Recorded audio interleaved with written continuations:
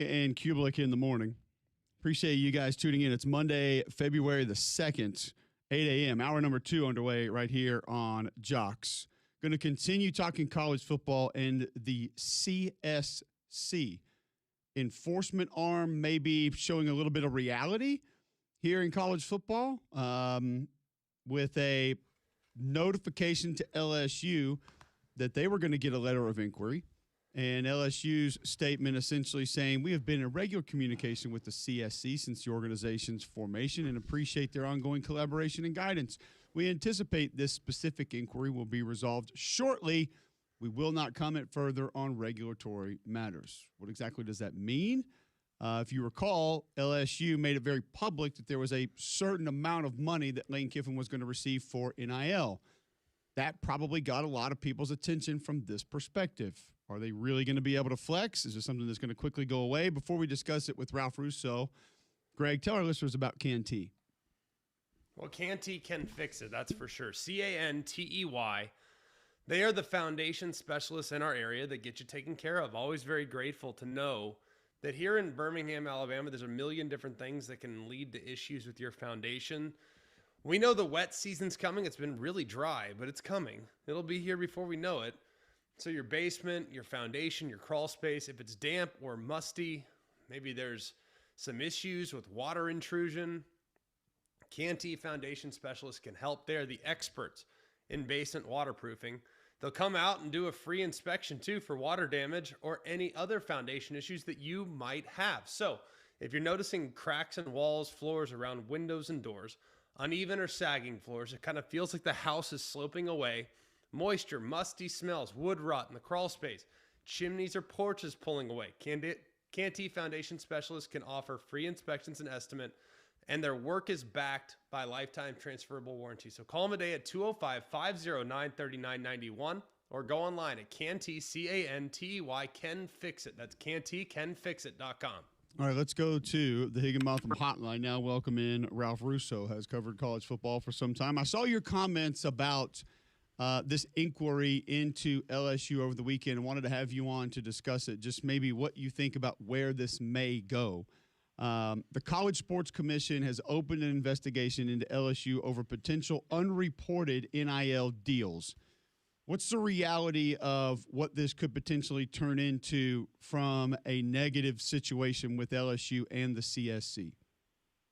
Yeah, I think one of the things we are trying to figure out now is what exactly it means for the College Sports Commission to go about the work of enforcement, and how, if it any way, and my guess is probably a lot of ways, but we're just learning that, is it different from the way the NCAA goes about its work, right? Because you had mentioned before something like a letter of inquiry, and those things mean something in NCAA parlance, but they might not mean anything for the CSC.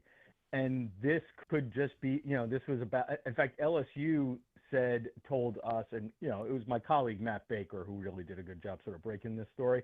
What LSU said is, hey, this doesn't have anything to do with football. Right.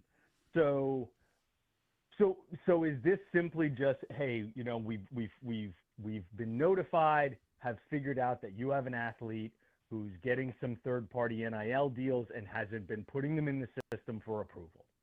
Who that athlete is, we do not know. An inquiry could just simply be, hey, yes, we know that happened. We're going to figure that out. We're going to get that deal into the system, and we're going to move forward from there. I think what was interesting about this story is simply that, more so this.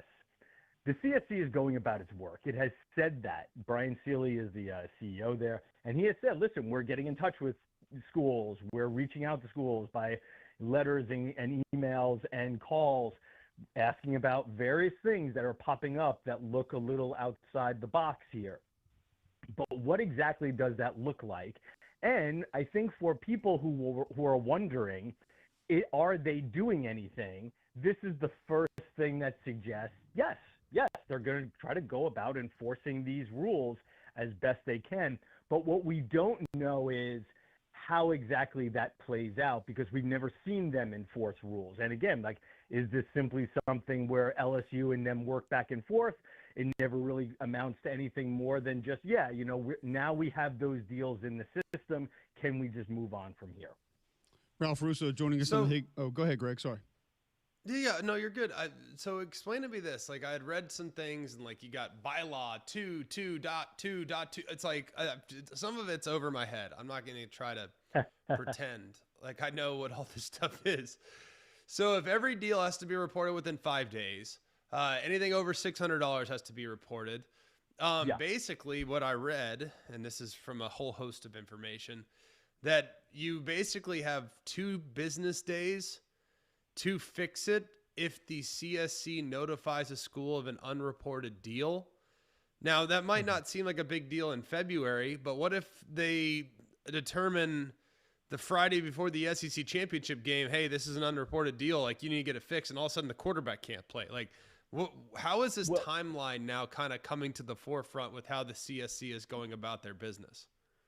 Right. And that's also another part of this. Like, the CSC, for the most part, their process is not so much making athletes ineligible, it's hits on the school, right? Right. So if they come up with something that says, hey, you haven't been reporting these NIL deals, maybe the penalty is we're going to dock your revenue sharing cap going forward a certain amount of money, right?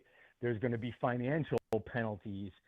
So I don't think, and again, you and I, we're all living this and learning this together. So, I may say something here that's a little off, and I'll get a call from a source saying that, hey, I heard you, and this is why you were a little off there.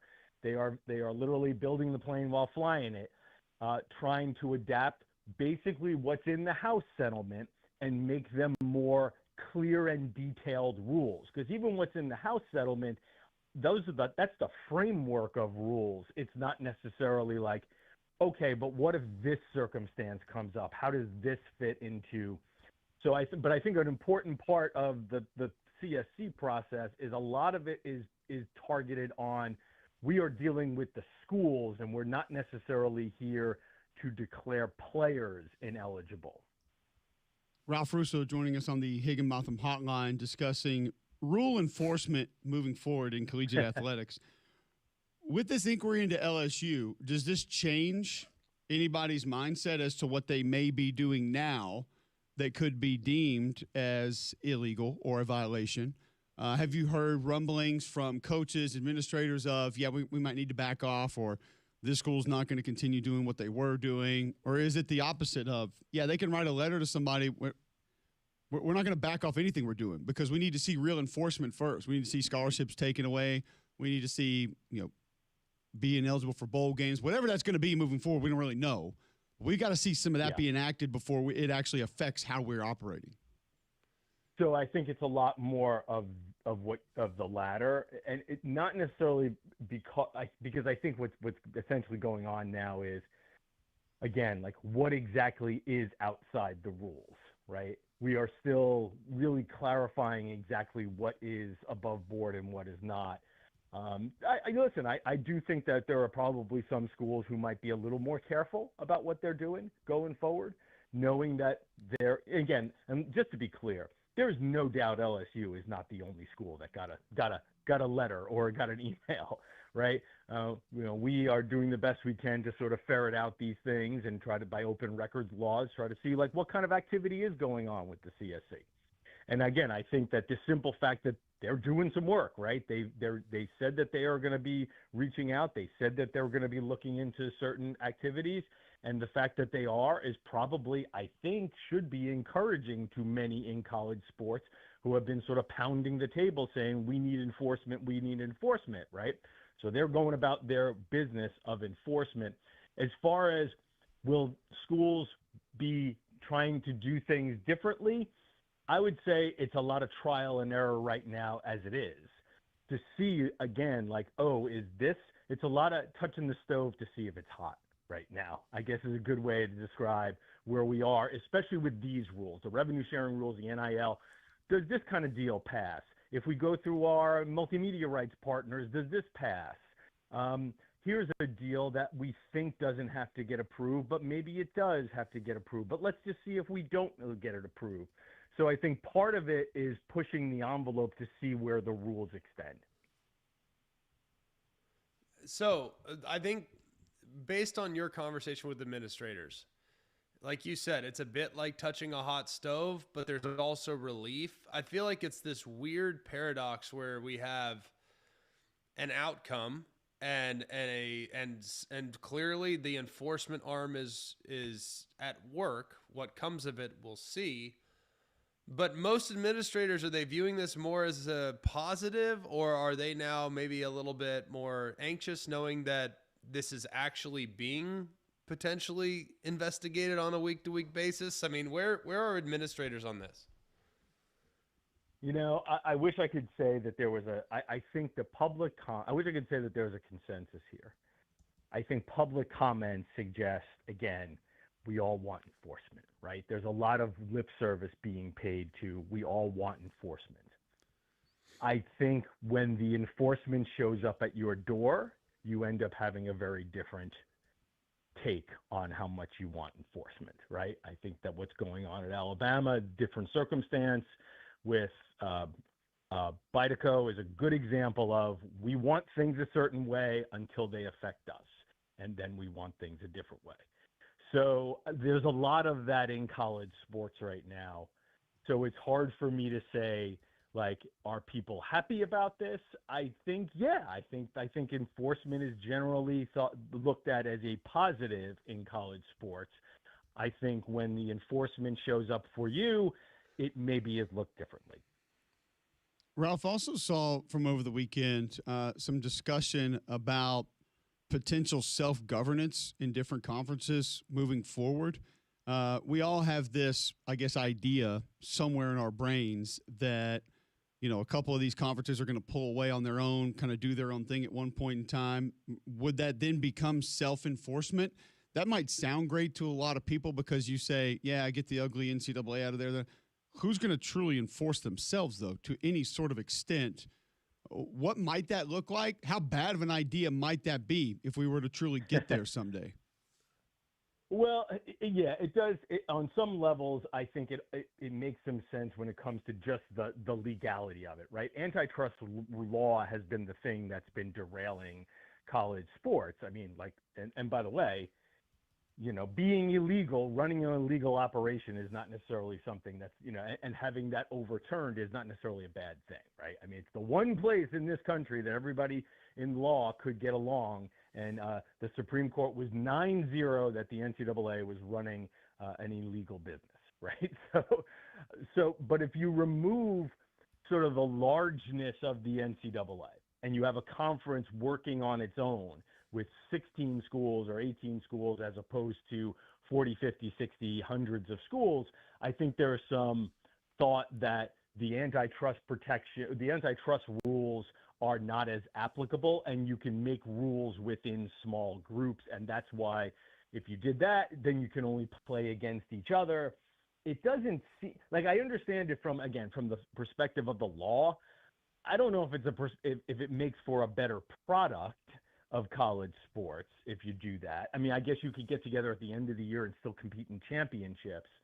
The other part of it is, as you said, this idea that, like, well, if we create a small group within the SEC, the SEC will just have rules because we want rules in the SEC. And then to which I say, like, well, Alabama didn't want rules. When they had a rule and they decided they didn't want it. And what school has just been called out for tampering? Well, it was Ole Miss with Dabo having receipts. So for someone within the SEC to say, we want rules, you know, look at your own house. And just as you said, are they really going to follow the rules just because you're laying them down as opposed to somebody else? And, you know, and that's not to pick on the SEC. I think this is pervasive throughout all of college sports, but it becomes a bit of an eye roll when you see somebody from the SEC like pounding the table saying the SEC wants rules, and then you kind of look around at what's going on in the SEC. Absolutely. Anything else moving forward with either governing bodies or playoff big decisions that you're looking at right now saying, I think this changes quickly. I think we're going to go a different direction here. I see a big shift coming in this as it pertains to college football. Now that the season's over, you've had a chance to kind of look at a few of these different things. Yeah, I wish things would move quickly. That's just not the way things work in college football or college sports, because inevitably you have courts involved here. I think the eligibility issue is one to watch, because when it comes to potentially quote unquote moving quickly, I think there's a lot of people within college sports right now that look at this situation and really view it as a bit of a farce, right? And this could raise to the level where other people look at it as a bit of a farce. Guys coming back and maybe opening up a door for former NBA players, former NFL players to come back and play college sports. Maybe there is a path for them, for folks within college sports, to take that to lawmakers in Congress and say, hey, let's do something very narrow here. Help us with eligibility, help us with transfer rules. We're going to take employment and some of the big stuff off the table. We just want this. Can you help us with a bill that just handles this? And maybe even if that doesn't happen, maybe there's a way going forward to just address it and deal with the lawsuits. But again, nothing works quickly, because once somebody files a lawsuit, lawsuits take a long time to play out. Absolutely. Ralph, great stuff. Always appreciate your time. Great insight. Look forward to catching up with you again soon. Thanks, guys. There you go. Ralph Russo joining us on the Higginbotham Hotline to just discuss rule enforcement, maybe where a part of that is headed in college sports. It's going to be complicated. It's going to be interesting to watch. Follow him on Twitter at Ralph D. Russo, ATH. Find his work there. And when we come back, we'll discuss a little bit more of that, a little bit more of the portal and some of what's happening around college football right now. Before we do that, you guys know it's not a secret. Flu season is here. And we had more friends over the weekend that were dealing with this. I'm hearing about more and more of the flu going around. Make your home healthy with Trane's Clean Effects Home Air Cleaner removes up to 99.9% of airborne particles, including those that cause virus, 100 times more effective than standard air filters, 8 times more effective than HEPA room filters. Find a dealer near you at Trane.com. It's hard to stop a train. All right, we'll talk a little more college football when we come back next right here on Jocks.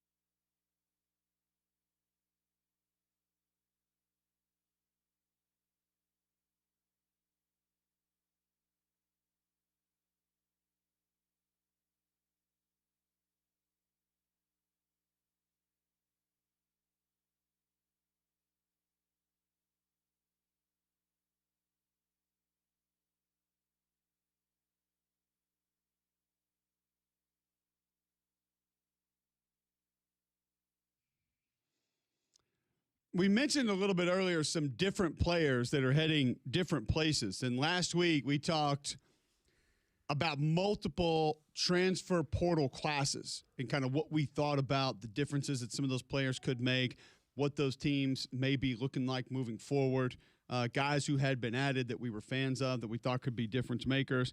Tennessee, Greg, is a team that we haven't really mentioned a lot of. Now, they get Miami running back to Darius Ricard. He's going to transfer in. Idaho State wide receiver kick returner Ian Duarte, who we mentioned a little bit earlier. Tight end Drake Martinez from UT Martin, Colorado State, and Houston Christian, which I will give Tennessee credit. They've been able to find some hidden gems at tight end specifically. Holden Stace was a guy that everybody knew about, but they have found some under the radar tight ends that have been successful and helped them a little bit.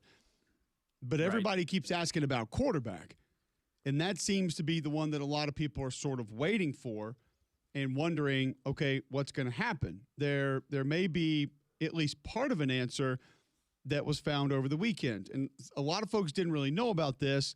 And having some conversations with them around the bowl game, I knew that this was feasible, and we actually mentioned this on the show a couple of times, not to throw in the towel on Joey Aguilar just yet. And a lot of people just figured, yeah, you got his last year, he's coming back. Well, he has separated from the Diego Pavia lawsuit against the NCAA in his battle of eligibility. It might have to do a little bit with some of what's going on with Bediako, some of what's going on with Trinidad Chambliss, but he was a part of that suit and now is not. He voluntarily withdrew from that, and he'll have a little bit of a different direction that he's going to go. But Joey Aguilar, Greg, a guy that still could be on the table to potentially be Tennessee starting quarterback next year because he was granted that voluntary dismissal as a plaintiff as a part of the Diego Pavia eligibility lawsuit. So he's hired his own lawyer, kind of looking to continue this eligibility to play another year of college football. And it'd probably be great news for Tennessee. I was actually surprised to see as many Tennessee fans as I did over the weekend saying, no, man, go ahead with your business. Like, go figure out real world. Like, we're ready to move forward. And my question to that would be, with who at quarterback? Yeah. Fair, but help me understand this. Like, first of all, everybody thinks they can do better. Everybody thinks the next guy up is going to be better. Like, I understand. There's a lot of people that want Ty Simpson to leave because they think whoever's coming up next is going to be better, which, by the way, there's nothing wrong with that. I think it's exciting to see what's next, to see what's coming, to be encouraged by what could be. All that is fair. But would we be having this conversation had Tennessee landed a big-time portal guy? No. And they went after a bunch, right? That's my big question. And it's not a knock on Aguilar. It's not a knock on anybody. It's just, it's funny how these, would we be having this Charles Bediako's conversation if Alabama had a really good rim protector on the roster? Like, it's amazing how these things come to fruition when there's been a miss. Would we be having the discussion about Darian Mensah going to Miami had Miami convinced Ty Simpson to come to Coral Gables for 1 year? These are just real questions. It's like these schools all act like they're not involved and they don't really want to be involved, and these are independent cases and the players are kind of doing it themselves, but are the schools behind it? Like, I don't really know. Like, I really don't know the answer to a lot of these things. But it does feel like circumstantially when teams miss on something, whether it's on their roster or in the portal or wherever it may be, all of a sudden these eligibility conversations start become a real part of the conversation, right? Yeah, no, 100%. It is. Now, I will say this, and specifically, we weren't told yes, no directly, but based on our conversations about this was kind of like yeah, he's trying to do this. If he gets it back, great, but we're not really involved in it, and we're probably not going to be. Yeah. Like, we got to try to move forward. Sure. Like, essentially, Josh Heupel sounded like he's pretending like it's not going to work, so they got to move forward, and if they get him back, awesome. Because Josh Heupel's frustration is the only way to approach it. Yeah, because Josh Heupel's frustration is, listen, man, we haven't had a returning starting quarterback for like 4 years now. Like, I'd love to have the same guy back in spring ball that I had playing for me in the fall. And it's been a minute since they've had that, a returning starter at that position. So he would just like some stability there and try to figure that out moving forward, which is understandable. But you gotta figure out something from a little bit more of a definitive standpoint of who your guy's going to be if you're in a spot like Tennessee is right now, other than waiting for this lawsuit to potentially go your way. Well, I think the way you work in this scenario is a little bit like an injury. Like, I'm sure Oregon last year, when they lost Evan Stewart in the spring, they're like, all right, we have to now plan for not having him. Let's whatever we got to do to, and if we get him, great, it's a bonus. But our approach to this season is that he will not be available. I think it's kind of the only way to approach it. Is that how you'd approach it as well? Probably, yeah. I mean, I don't know another way that you would approach it, or another way that you could try to attack it. I mean, the question remains, though, what does that position look like for Tennessee this fall? Because we know in that offense, it's pretty important. I mean, we had doubts about Joey Aguilar, and there were people that were picking holes apart in his game. Keep in mind, Joey Aguilar went for 35, 65, 24 touchdowns, and 10 picks. That's a pretty good year. There are a lot of teams that love to have those numbers from their quarterback. And even if they're not in a similar offense, similar numbers in relation to what they run and how they run it. Sure. And what I would say is I think Aguilar's a fine option. And given the circumstances of last year, he was everything you could have asked for him to be. With when he arrived, how late he arrived, getting there in the summer, having to go through an abbreviated fall. Like it was a very tough situation for him to go in and thrive. Now, very quarterback-friendly offense, an offense where they can quite literally kind of tell you where to throw the football. Pretty simple offense to run, relatively speaking, and put up volume numbers. So there's a lot to like about that. But I do think that if for whatever reason he comes back, they've obviously lost Merklinger already to the portal. If he comes back, do you lose? I don't know. There's only one portal window now, so I would think that McIntyre would be locked in.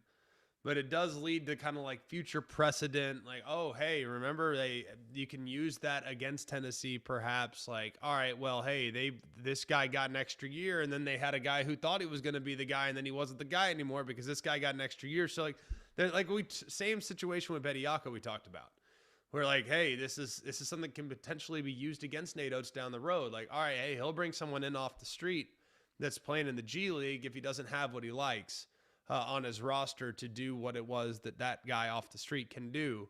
Like these are things that have trickle-down effects I'm just always curious about. Yeah. Because I do think the player is more capable of handling it now. They get it. They understand it's transactional. But it's still something that could be challenging to overcome on the recruiting trail down the road. That's my only fear when it comes to things like this. So what are your other questions with that team? What are your other questions with that roster when you look at Tennessee? Chaz Coleman coming in at edge out of Penn State is a pretty good get. Keep in mind, Lance Hurd is gone at tackle. He's going to Kentucky. I don't feel like that one has made a lot of noise. And I'm not telling you that he is a complete finished product and the most dominant tackle in the SEC the last 10 years, but he gave him good reps this year, and we know how hard those are to find at that position. The quarterback situation we've discussed. You had Jordan Ross, who may have been an up-and-coming edge guy that's going to go to LSU. Boo Carter had his issues. It felt like there was a lot of drama with it. He's off to Colorado now. You don't have to worry about that. Jack Van Dorsler, who may have been one of your next tight ends in line, he's going to Oklahoma. Caleb Herring, who had done some good things off the edge, had some good reps in a Tennessee uniform at times. Looked like he had good length and could be a good edge guy. He's going to South Carolina, so he's out the door.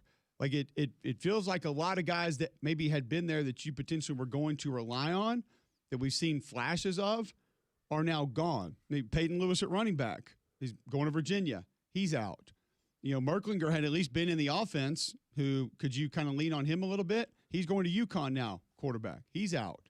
What do you look at as far as, you and I know what the LSU tackles looked like last year, so bringing in Ori Williams at tackle is probably not going to get a lot of people excited, at least that watched LSU last season.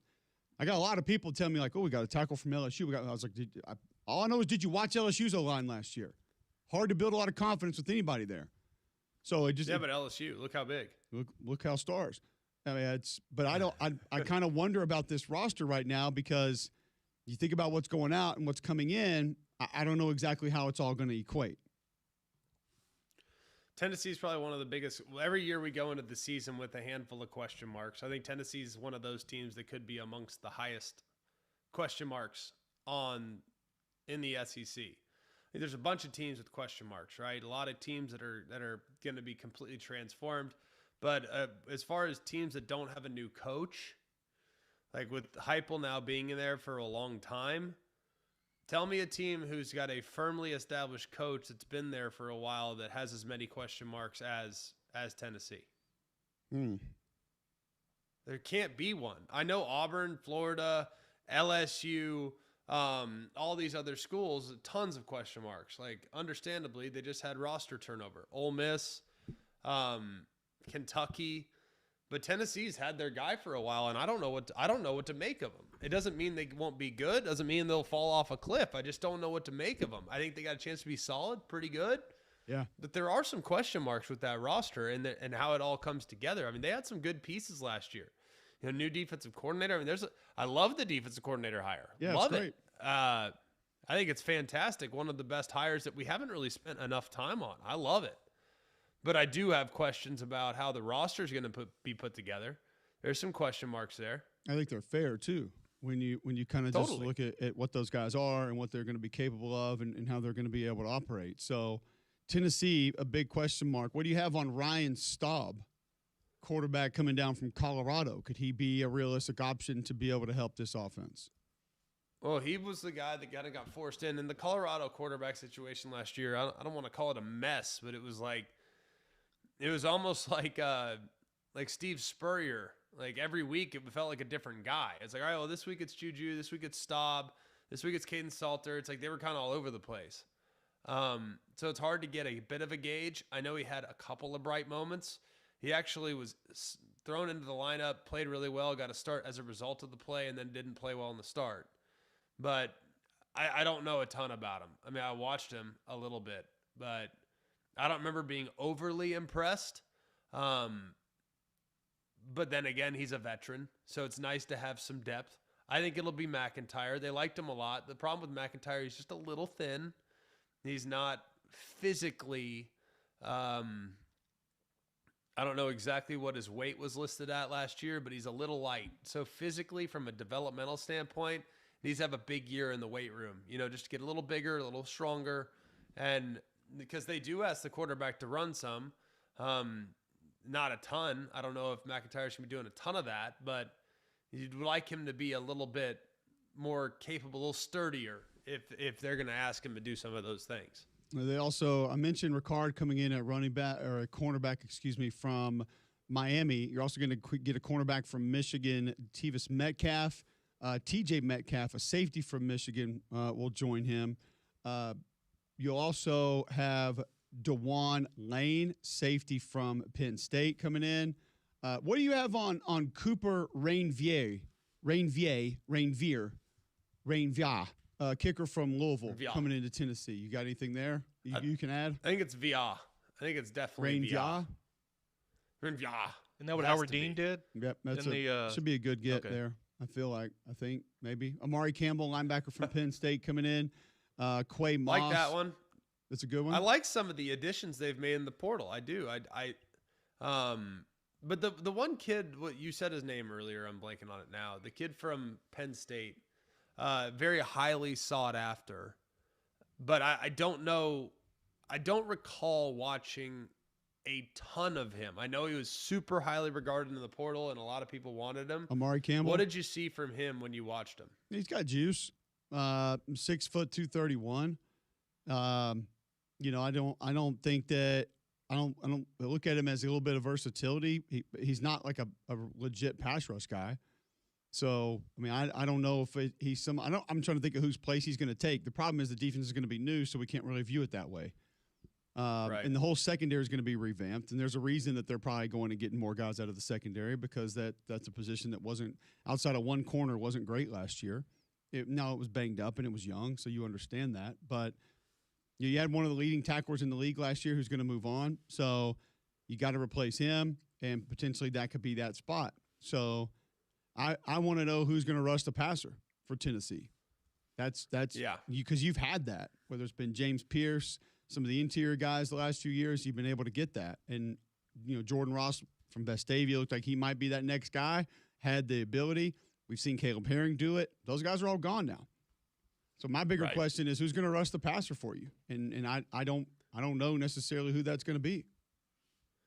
I do know this, though. Like, Knowles is going to do what he does defensively. There will be some aggression. There will be some pressures, and it will be a different style of attack. Like, it'll be a little more scheme.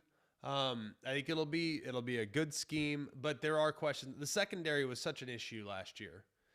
They got to get that resolved to an extent. And like you said, you had personalities, you had guys that wouldn't always do what they needed to do. You had youth, like you had a whole host of challenges last year. So that group's got to collectively be better, because in the SEC, if you're struggling in the back end, you're going to have your hands full. I don't care how good you are rushing the passer, you're going to have your hands full. So they got to iron that out. And I think the big question too is also offensive line. You've referenced it already. I thought that was a decent group last year.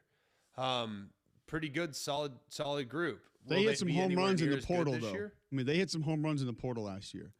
I mean, the kid from Arizona was great. The kid from Notre Dame was great. Yeah, are you going to get similar, I guess, good play, good reps, good snaps from the guys that you've gotten out of the portal this time around? That's going to be tough to get that kind of production again, because it was you. Sure. And I'm not saying it was lucky per se, but it's just you got really good reps from some of the guys you got last year out of the portal. It's not lucky, but you never know what you're going to get in the portal. You might think you're getting gold, and you get a guy that's nowhere near what you thought it was going to be, and you might be thinking you got a depth piece who develops into a guy. Like, how much did we talk about Wendell Moy last year going into the season? Yeah. Like, we never talked about him, and he was great. You know what I mean? Like, it was really, really solid under the circumstances. So, yeah, I mean, sometimes you got that five. I mean, who was the number one tackle in the portal last year? I don't think Xavier Chapman was number one, but he was one of the guys up there towards the top. Yes. There are a lot of people who had one of the best game changers. Who had one of the best O-line hauls in the country in the portal? Auburn, no doubt. Auburn and LSU were like two of the top portal O-lines. How'd it go? Bad. Not good. I was going to say not great, but you said bad. I mean, it's your word. So I think the portal, when you portal O-line in, it really is a crapshoot. Doesn't mean it's bad. Doesn't mean it's good. You just don't know. Right. Because it's such a cohesive position. It's just, there's a lot of unknowns there. No doubt. One thing that we do know is that Thursday night down in the south side of Birmingham is going to be electric, John. I can't wait for that game. You would be fresh off of a win against North Texas the other day, 72-68, marking the first time they've been 5-0 in conference. 5-0 on the road in conference. That's been fantastic for the Blazers. But the Blazers need your help because they are hosting the biggest basketball game of the year at Bartow this Thursday when they take on Memphis for the Battle for the Bones. Tickets are available at uabsports.com. It's going to be a gold out, so make sure you gear up in gold and pack Bartow Arena. And by the way, the first 5,000 fans will get a free gold rally towel. UAB Memphis this Thursday, February 5th at Bartow Arena. Make sure you get your tickets at uabsports.com. All right, so I feel like you need to play Trinidad James every time you do that read. All gold, everything down there. Ooh, when we come back, more on Tennessee, not just maybe the who's, but the what's that they'll be going up against next year. We'll discuss it next on Jocks.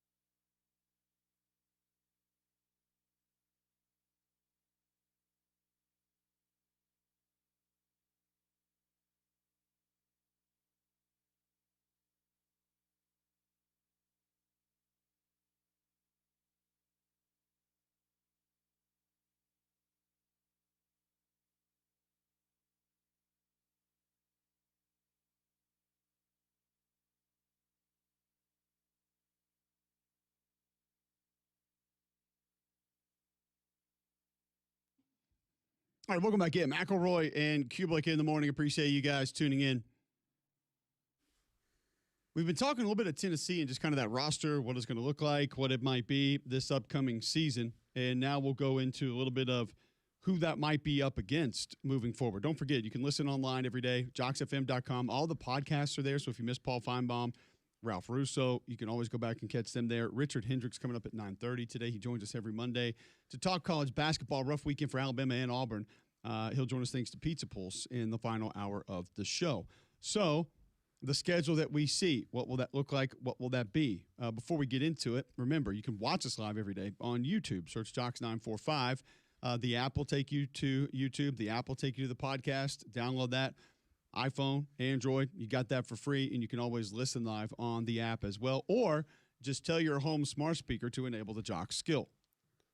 Bill Smith Buick GMC is the GMC Dealer of the Year, the national champion of GMC dealers. Just take the short drive up to Coleman. You'll be glad you did. You can go and see them at I-65, exit 310, Highway 31. Andy Cole and Jonathan Yeager do a great job of making sure that you get taken care of. They treat you like family. They treated me like family. I know you guys will have a great experience when you go up and grab yourself a GMC Sierra 2500. This is the HD. Beautiful trim level, the Denali Ultimate trim level. 97,000 plus is what you'll pay around here locally. But in Coleman, you'll pay 85.5. It's deals like that that keep people coming back. There's a reason why 75% of their business is repeat customers. There's also a reason why most dealers in the great state of Alabama and the Southeast, they don't sell nearly the amount of vehicles that you'll sell at Bill Smith Buick GMC, because nobody can match their prices, because nobody can match their volumes. So take the short job at Coleman. You'll be glad you did. You can also shop online, have it delivered right to your driveway at BillSmithBuickGMC.com. All right, so you look ahead at this Tennessee schedule and what it might be. Not as daunting as some of the others. None of these schedules are going to be easy in the SEC. I think you first go to the non-conference. You're going to get Furman to open it at Georgia Tech, Kennesaw State, who had a pretty good football team last year, by the way, that not a lot of people are going to talk about. So not necessarily as difficult as you would imagine. This is a different Georgia Tech team we're going to get as well. Then you got Texas at home. You get Auburn at home. You're at Arkansas. Alabama at home. At South Carolina. I think you look at that South Carolina game on the road and that stretch there of Texas, Auburn, at Arkansas, Bama at home. Then you go to South Carolina. Like, that's the end of a tough stretch right there. Week off before Kentucky. At A&M late. LSU at home on November 21st. That'll be a big one. And then, of course, at Vanderbilt to close it out, because you had Diego Pavia and company put it on them at home last year. It doesn't sound impossible, Greg. You look at that schedule and say, if a couple of those questions on the roster can be figured out, there's a chance with the way the schedule is, the way it lines up, to put a pretty good season together. Yeah, I think real, man. And honestly, you look at some of these schedules, man. What we see right now as a, quote, gettable schedule, we might look back at it and say, oh my goodness, what a gauntlet here by the end of the season. But right now on paper, this one looks like one that you could potentially navigate through. I don't know if you see it the same way. No, and we can't sit here and pretend like we know a ton about a lot of these teams. I mean, honestly, if you ask me right now, Kentucky looks like they might be a lot better than they were last year, but we don't know how it's going to work out. A&M should be a really good football team with a returning quarterback coming back, a portion of your offensive line, a talented group that's going to be skill guys around Marcel Reed. But is that front going to be anywhere near what it was last year? Doesn't feel like it, but we don't necessarily, like LSU. How dangerous is LSU going to be this year? You know, Sam Leavitt, the way I understand it, not going to even go through spring ball yet. Like, he's not. Yeah. So I'd be concerned. I am not going to say I'm going to. I am concerned about that. I mean, of course. What I need my quarterback in my new offense with my new head coach and a bunch of new guys around him to get some legitimate reps before we start practice for fall. But that's not necessarily going to happen. So, you know, I that's got to be of concern when you think about sort of what LSU is or is not going to be. How different is Vanderbilt going to be? In a good or bad way, we just don't know. But what does look scary, daunting right now, you got Texas early. And that's a team that just based on talent, I wouldn't want to mess with early in the season. Now, we can sit here and say they'd be different later. I don't know. Yeah. Auburn probably going to need some time to gel, even though Auburn, I would say I'd classify them as one of the teams that would probably rather have them early than late. Just because a lot of the newness, if they can find a way to put it together, you still have some experience that could figure some things out, quarterback, receiver, would rather have them a little bit later. Alabama, by midseason, October 17th, if they have quarterback figured out, it'll be a tough game. You know, South Carolina, October 24th, if they have some of the offensive line figured out, be careful.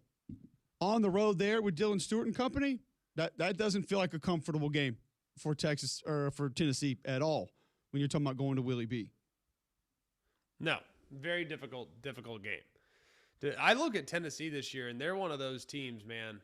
Like, and South Carolina's kind of the same boat. Like, I would kind of is it fair to say they're kind of in the same category? Because last year, all the preseason expectations became very underwhelming for South Carolina. Now, you listen to our show, like we told you it was coming.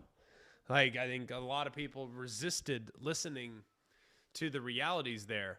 But that could be what happens with Tennessee this year. But I also think Tennessee's got a real high ceiling. I think South Carolina's got a real high ceiling. They lost some close games. Like, they had Tennessee. They had Bama on the ropes. They had A&M on the ropes. Like Tennessee's going to have – they're going to have some grinded out games, man. I mean, that's one of them right there that nationally most people won't look at. And they're like, all right, well, that's a beast for those that know. You know what I mean? Absolutely. Going to be a little bit different. So I think that's one that you have to be careful with. You have to be – cognizant of, and then some of the others, like we mentioned, what's Auburn going to look like? We don't really know. Arkansas have probably bigger question mark right now than any team we've discussed so far. LSU, I put LSU in the probably, A&M in the most likely. I actually put South Carolina more in the probably just because, yes, it's a new offense for Lenore Sellers, but you still have Lenore Sellers, and you went and got some guys around him, specifically at tackle and so on and so forth, to be able to help. Vanderbilt more of the maybe, and Kentucky more of the maybe. We have literally no idea. A&M in the probably should be difficult to manage and handle. But the good news is when you go down the definitely really tough games, I mean, who do you throw out there? Texas and Texas A&M? But Texas, I mean, there's still some question marks about all those teams. Like how many teams outside of Georgia right now, and Texas probably is the closest one besides Georgia? Which one is like, all right, that's a beast? I don't know. I mean, I might still put A&M there just because returning quarterback, good skill, and going to have some guys on defense, plus the scheme. Yeah. The definitive nature of it doesn't seem to be what it used to be. Well, let's continue this conversation on the other side. Continue talking schedules, what's in front of certain teams next on Jocks.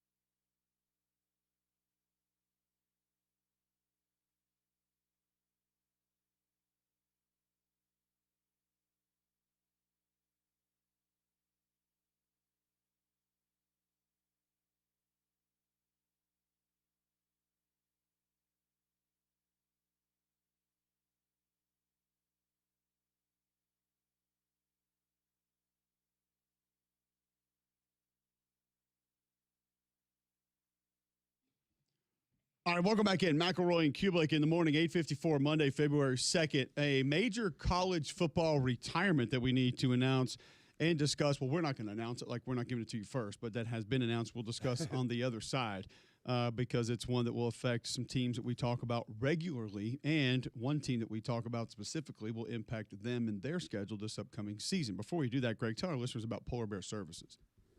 Well, Polar Bear Services, I was just talking to Meredith about it last night. It's like, man, it's nice to know that we've had such cold weather the last couple of days and really over the last couple of weeks, and we have had no issues with our HVAC system. It's because we've had Polar Bear Services out to do preventative maintenance.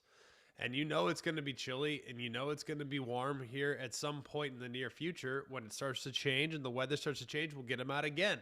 Get it taken care of. Make sure that everything is ready to roll, because the last thing you want is when you're stuck in the house for your heater to go on the fritz. That's the worst feeling in the world. We've dealt with it before. That was, of course, before we got Polar Bear Services on speed dial. They can also help your electrical.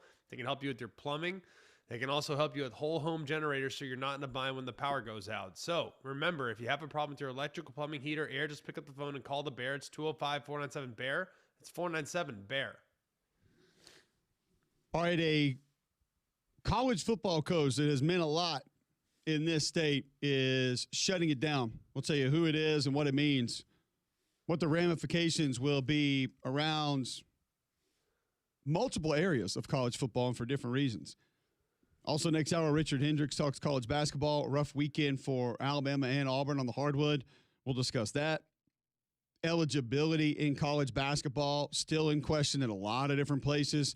What's that going to mean moving forward? Commentary both from Nate Oates